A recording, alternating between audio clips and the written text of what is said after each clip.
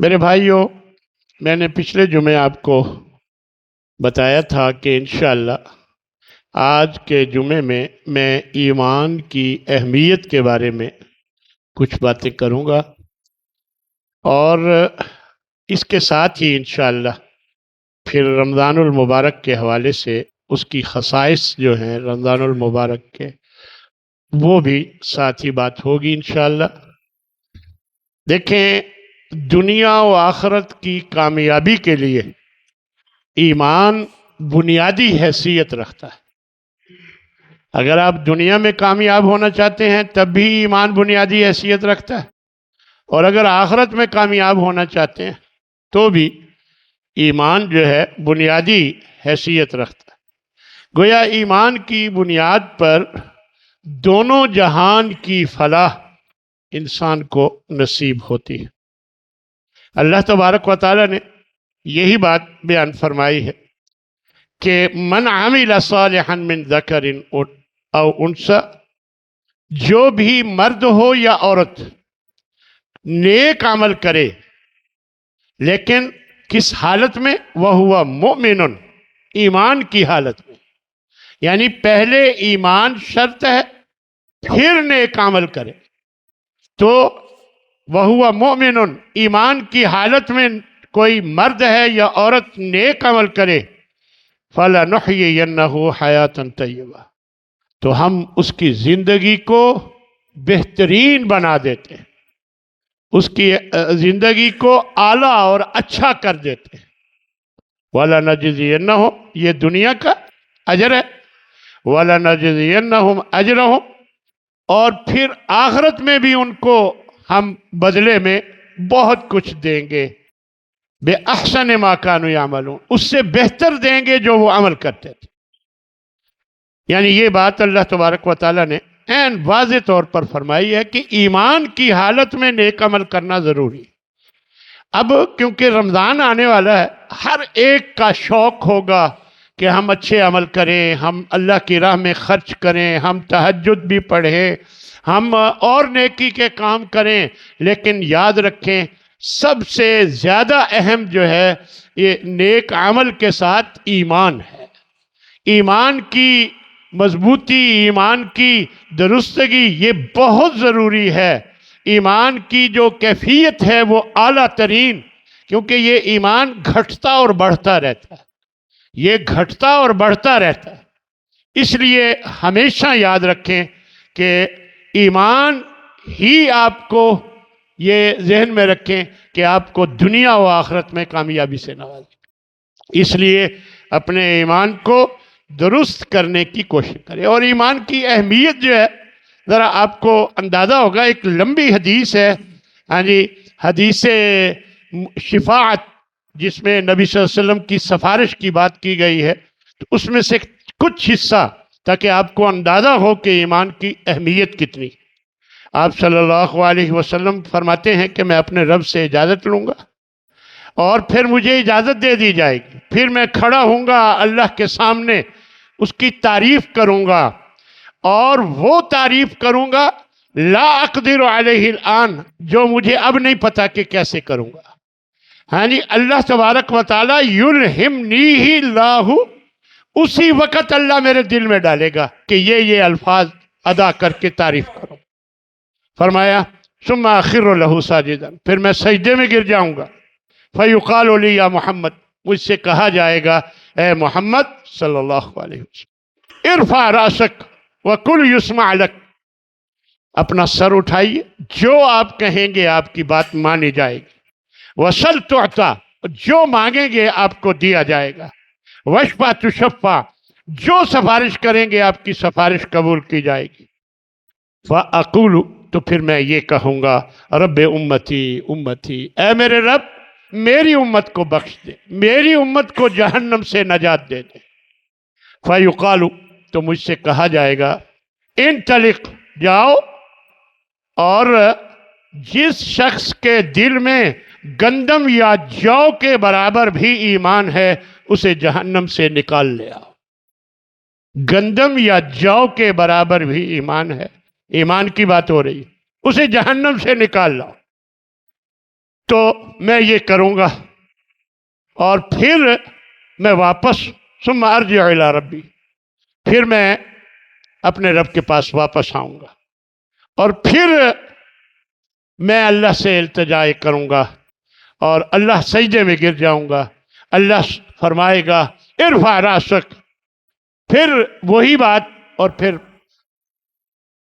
میں اللہ سے التجا کروں گا کہ امتی امتی، میری امت کو بخش دے، میری امت کو جہنم سے نجات دے دے۔ پھر اللہ فرمائے گا کہ اب جائیں، رائی کے دانے کے برابر بھی کسی کے اندر ایمان ہے تو اس کو بھی جہنم سے نکال دیں۔ پھر یہ کئی چکر لگائیں گے، پھر رائی کے دانے سے کم والے کو بھی نکالنا ہے۔ تو میرے بھائیوں، کتنی اہمیت ہے ایمان کی، اور آپ کو شاید اندازہ ہے کہ نہیں، ایمان کا معنی عقیدہ ہے، یعنی اپنا عقیدہ ٹھیک کرے، اللہ کے بارے میں، اللہ کے رسول کے بارے میں جو عقائد غلط بنے ہوئے ہیں ان سے توبہ کریں، اور جو صحیح اللہ اور اس کے رسول کا بتایا ہوا عقیدہ ہے اس کو آپ اپنائیں، یہی ایمان۔ اس لیے میرے بھائیوں، یہ ایمان کی اہمیت اس سے سمجھیں کہ اگر رائی کے برابر بھی ہوگا تو جہنم سے نکالا جا سکتا ہے، اور اگر اتنا بھی نہ ہو تو پھر کیا بنے گا۔ اس لیے میرے بھائیوں، اچھی طرح سمجھ لیں کہ ایمان کسے کہتے ہیں۔ ایمان تین چیزوں کا نام ہے۔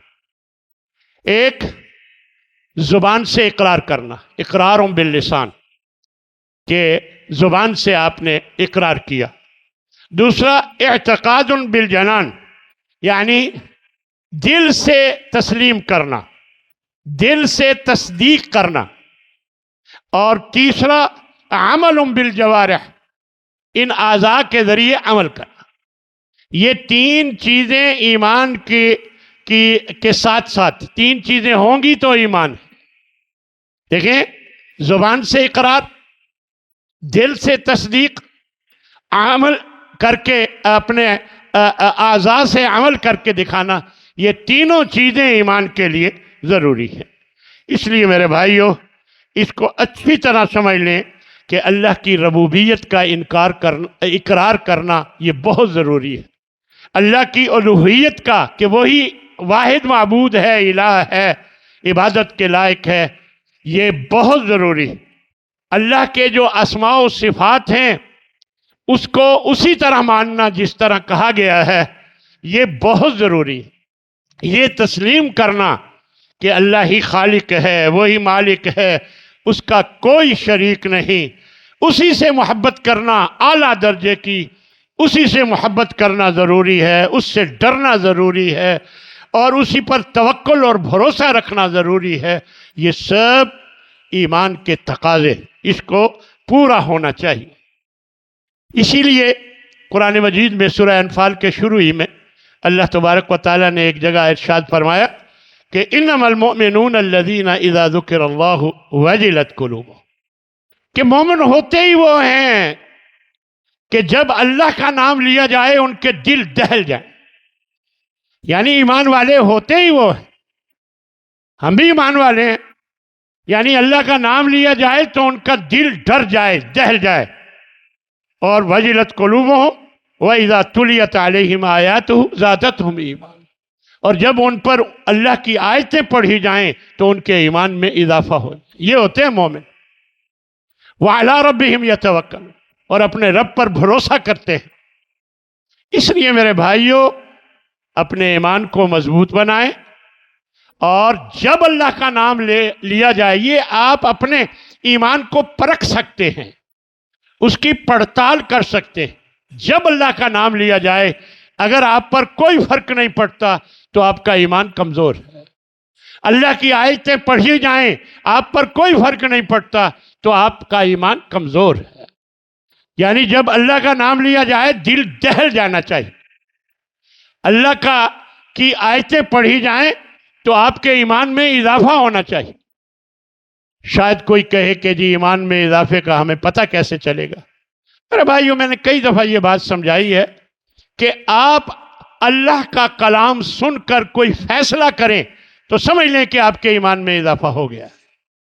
मसलन देखिए, मैंने सुना अल्लाह ने फरमाया मा सलककुम फी सक़र, जहन्नम में कैसे आ गए? जहन्नमियों से पूछा जाएगा तो वो कहेंगे लम नकु मिनल मुसल्लीन, हम नमाज नहीं पढ़ा करते थे। और भी 2-3 बातें कहेंगे, एक ये भी होगी कि हम नमाज नहीं पढ़ा करते।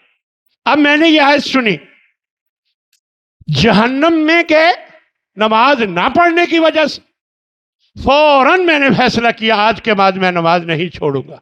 ये कब फैसला करूंगा? जब मेरे ईमान में यह आयत सुन के इजाफा होगा।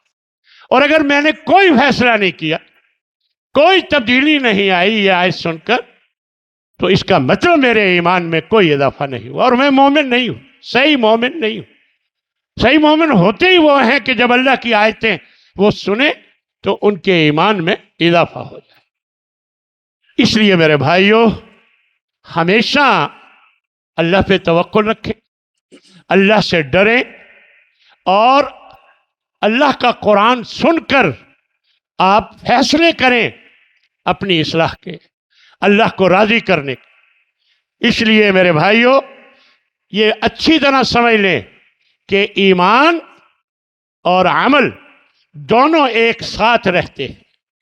ईमान और अमल दोनों एक साथ रहते, इसमें कोई भी एक दूसरे से अलग नहीं हो सकता। देखें, अल्लाह ने कुरान मजीद में जहां ईमान की बात की है वहां अमल सालेह की बात की। इन्नल्लज़ीना आमनू व अमिलुस्सालिहात, वो लोग जो ईमान लाए और नेक अमल किए, लहुम अजरुहुम इंदा रब्बिहिम, उनका अजर उनके रब के पास, ये कहा गया। दूसरी जगह फरमाया कि इंसान खसारे में है सिवाय उनके अल्लज़ीना आमनू व अमिलुस्सालिहात, जो ईमान लाए और नेक अमल किए, बाकी सब खसारे में।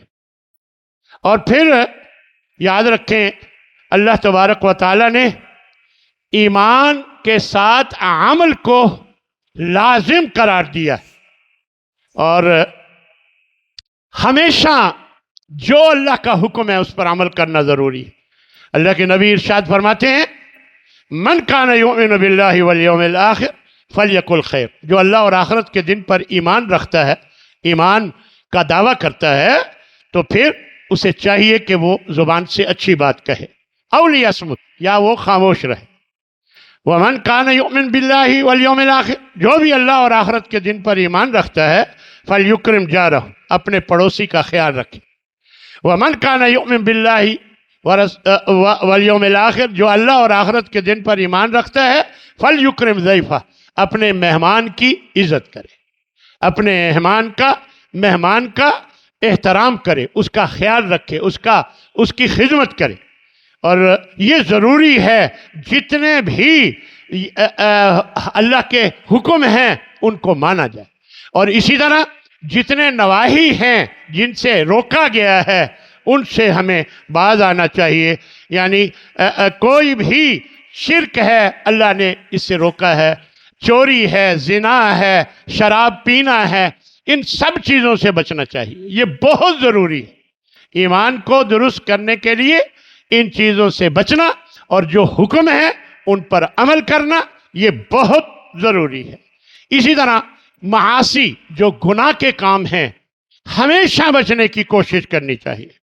एक हदीस में अल्लाह के नबी इरशाद फरमाते हैं, ला यज़नी ज़ानी हीना यज़नी व हुवा मोमिन, जिना करने वाला जब जिना करता है तो वो मोमिन नहीं होता, ईमान उसका निकल चुका होता, तब वो जिना करता। और वला यशरिक सारिक हीना यशरिक व हुवा मोमिन, चोरी करने वाला जब चोरी करता है तो वो मोमिन नहीं होता, यानी ईमान की हालत में वो चोर नहीं हो सकता, उसका ईमान निकल जाता है तब वो चोरी करता।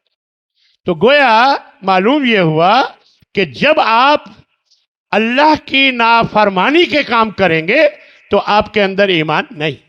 जब आप चाहते हैं कि आपका ईमान दुरुस्त हो, फिर आप इन नवाही से, इन मासी से, गुनाहों के कामों से आपको बचना होगा।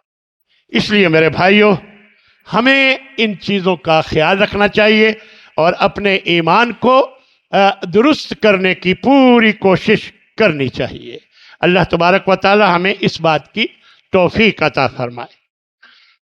देखें, رمضان المبارک کے حوالے سے، کیونکہ بڑی ضرورت ہے اس بات کی کہ رمضان المبارک کا، اس کی اہمیت کا ذکر کیا جائے، اس کے خصائص کا، اس لیے اللہ تبارک و تعالیٰ نے روزوں کا ذکر فرمایا کہ ایمان والو کتب علیکم الصیام، تم پہ روزہ رکھنا فرض کر دیا گیا ہے، کما کتب علی الذین من قبلکم، یہ صرف تمہیں پر نہیں بلکہ تم سے پہلے لوگوں پر بھی فرض کیا گیا تھا، اسی طرح تم پر بھی فرض کیا گیا، لعلکم تتقون، تاکہ تم اللہ کی ناراضگی سے بچ جاؤ، اللہ کی نافرمانی سے بچ جاؤ، تاکہ تم جہنم سے بچ جاؤ، اس لیے یہ بہت ضروری ہے۔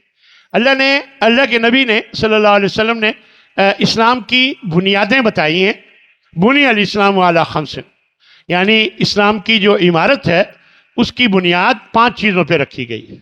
دیکھیں کوئی بھی عمارت بنیاد پر کھڑی ہوتی ہے، بنیاد کمزور ہو تو پوری عمارت کمزور، تو اسلام کی جو عمارت ہے اس کی 5 بنیادیں، ان میں ایک کلمہ ہے، نماز ہے، روزہ ہے، حج ہے، زکوٰۃ ہے، تو یہ سب 5 یہ ستون ہیں گویا اسلام کی عمارت کے، ہر ایک کا اسلام اپنا، اس کی 5 ستون ہیں، میرے اسلام کے 5 ستون ہیں، آپ کے اسلام کے 5 ستون ہیں۔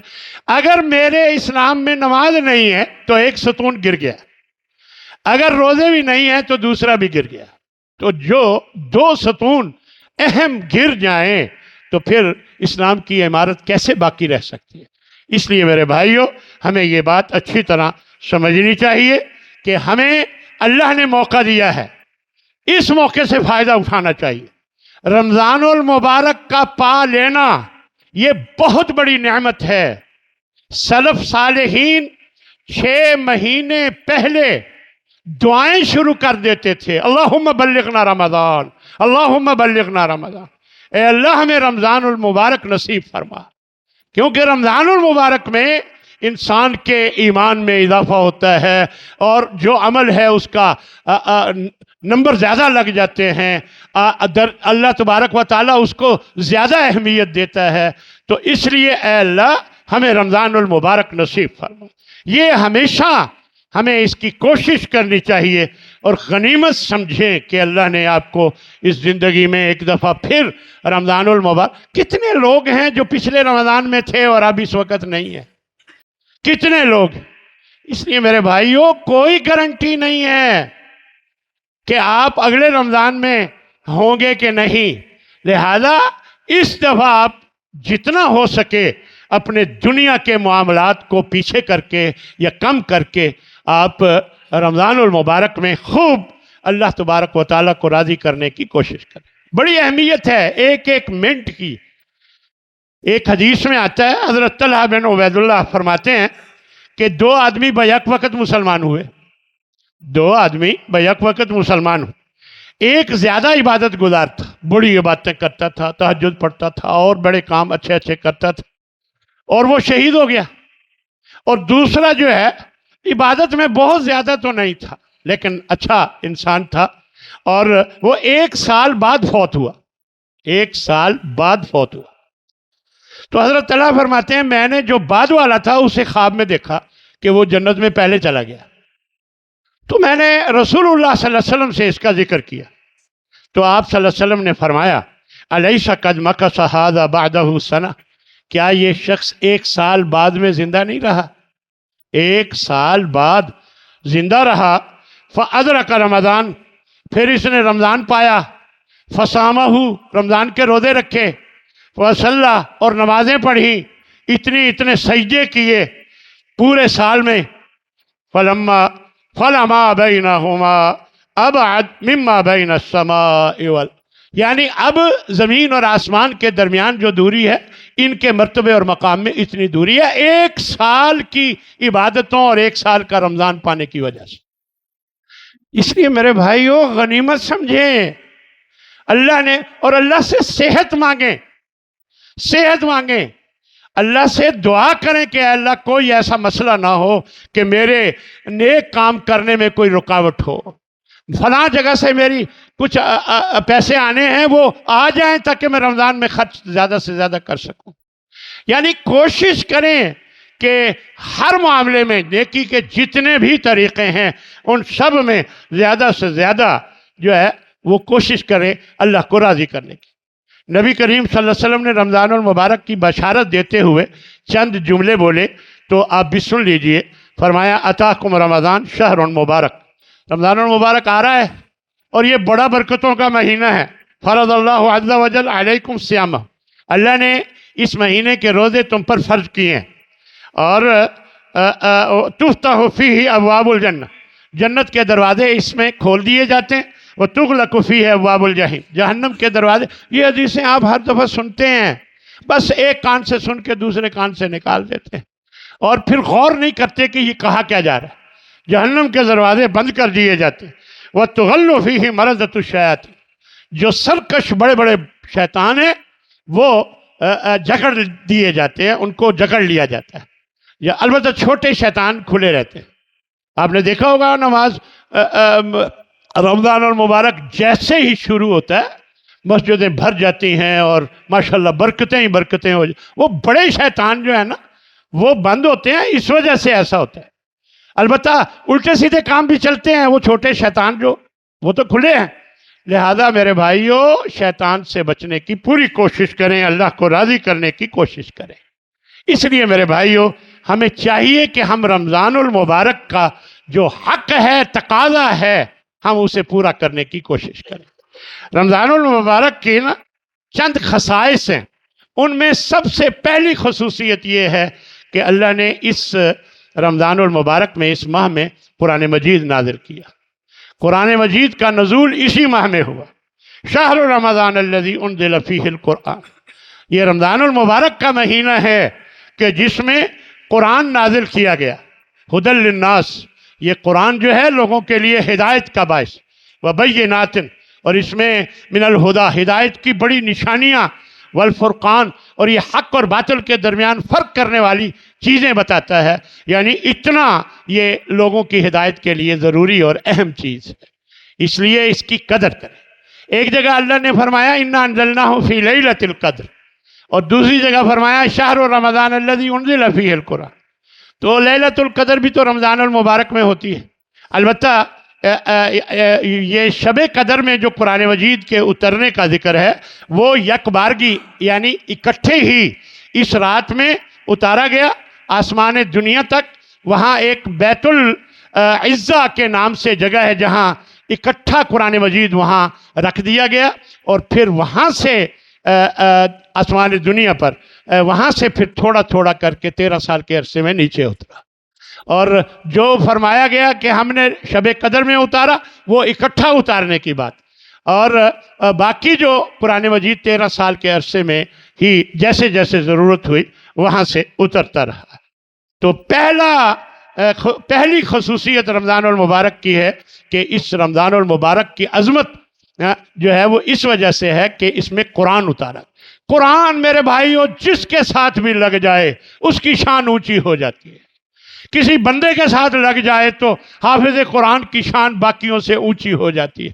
قرآن سیکھنے والا، سکھانے والا سب لوگوں سے بہتر قرار دیا جاتا ہے اللہ کے نبی کی زبان سے۔ خیرکم من تعلم القرآن، جو بھی قرآن کے ساتھ لگ گیا اس کی شان اونچی ہو گئی۔ وہ کاغذ جو پاؤں تلے روندا جاتا ہے اگر اس کے ساتھ قرآن لگ جائے تو اس کو سینے سے لگایا جاتا ہے۔ اس کاغذ کی کوئی اہمیت نہیں، یہ دراصل قرآن کی اہمیت ہے۔ اس لیے میرے بھائیوں آپ بھی قرآن کے ساتھ اپنا تعلق مضبوط بنائیں تاکہ آپ کا بھی مرتبہ اللہ کے ہاں اونچا ہو جائے۔ یہ ہماری میں سمجھتا ہوں ہمارے لیے لازم ہے، ضروری ہے کہ اپنا تعلق ہم قرآن سے پکا کریں۔ اللہ اکبر۔ دوسری خصوصیت اس کی یہ ہے کہ جہنم سے آزادی ملتی ہے۔ یہ رمضان المبارک کا مہینہ ایسا ہے کہ اس مہینے میں اللہ جہنم سے لوگوں کو آزاد فرماتا ہے۔ ایک حدیث میں حضرت جابر رضی اللہ تعالیٰ عنہ سے روایت ہے کہ اِنَّ لِلَّهِ عِنْدَ كُلِّ فِطْرٍ عُتَقَاءُ مِنَ النَّارِ، ہر افطاری کے ٹائم اللہ کے ہاں بہت سے لوگوں کو جہنم سے من النار، آگ سے آزاد کیا جاتا ہے۔ وَذَلِكَ فِي كُلِّ لَيْلَةٍ، اور یہ ہر رات ہوتا ہے، رمضان المبارک ہر رات میں ہوتا ہے۔ اور دوسری ایک اور روایت میں حضرت ابو سعید خدری رضی اللہ تعالیٰ عنہ فرماتے ہیں ان للہ تبارک اللہ، بے شک اللہ تبارک و تعالیٰ کے لیے عتقاء فی کل یوم و لیلۃ، ہر دن اور رات اللہ جہنم سے آزاد کرتا ہے، یعنی فی رمضان، رمضان المبارک کے ہر دن اور ہر رات میں اللہ لوگوں کو جہنم سے آزاد کرتا ہے۔ وَإِنَّ لِكُلِّ مُسْلِمٍ فِي كُلِّ يَوْمٍ وَلَيْلَةٍ دَعْوَةٌ مُسْتَجَابَةٌ، اسی لیے اس رمضان المبارک کا ہر دن اور ہر رات میں اللہ تبارک و تعالیٰ دعائیں بھی قبول فرماتا ہے۔ یہ ہمیں زیادہ سے زیادہ اپنوں کے لیے سب کے لیے دعائیں کرنی چاہیے، اپنے ایمان کی مضبوطی کے لیے دعائیں کرتے رہنا چاہیے۔ اور پھر فمن زحزح عن النار وادخل الجنت فقد فاز، جو جہنم سے بچا لیا گیا، جنت میں داخل کر لیا گیا تو وہ کامیاب ہو گیا۔ اور تیسری بات یہ ہے کہ جنت کے دروازے کھول دیے جاتے ہیں۔ چوتھی بات یہ ہے کہ جہنم کے دروازے بند کر دیے جاتے ہیں۔ اور پانچویں چیز یہ ہے اس کی خصوصیت رمضان کی کہ سرکش شیطانوں کو جکڑ دیا جاتا ہے۔ اور اس طرح اللہ تبارک و تعالیٰ اس رمضان کی برکت سے بڑے بڑے شیطان جو سرکش ہیں ان کو جکڑ کر لوگوں کو مائل کرتا ہے نیکی کی طرف۔ اور اسی طرح چھٹے نمبر پر ایک رات 1000 مہینوں کی عبادت سے بہتر ہے، یہ بھی لیلۃ القدر کے بارے میں جو رمضان المبارک میں آتی ہے۔ اور ساتویں اور آخری بات کہ رمضان المبارک میں جو عمرہ ہے یہ حج کے برابر اللہ اس کا ثواب دیتا ہے۔